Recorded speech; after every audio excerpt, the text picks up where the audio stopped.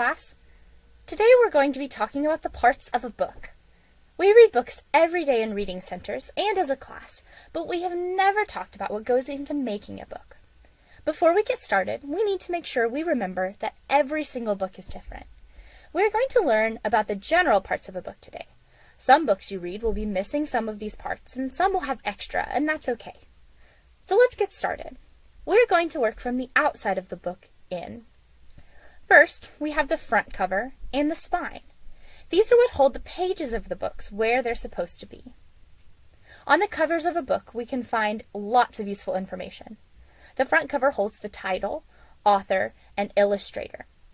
We know that the author is the person who writes the book, and the illustrator is the person who draws the pictures. When we open the book, there are almost always a few pages with information before we reach the actual story. First, we have the pages at the ends of books that are almost always blank.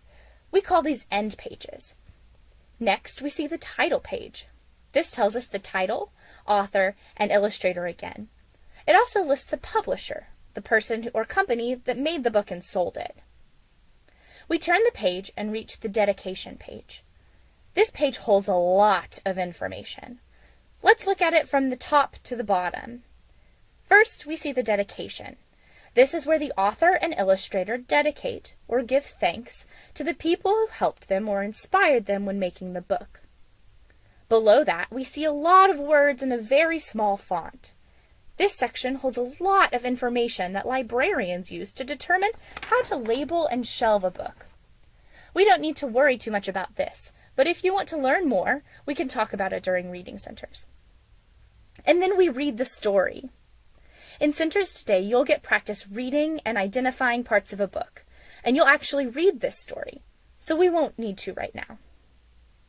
Now that we've made it all the way through the general parts of a book, let's take a second to look at some special cases. A lot of the time we check out books from a library. Library books have stickers, labels, and barcodes on the covers and spines.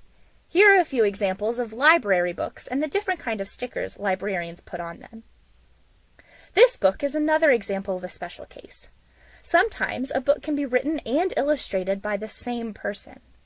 Growing Vegetable Soup is an example of what this would look like. It was written and illustrated by Lois Ehlert.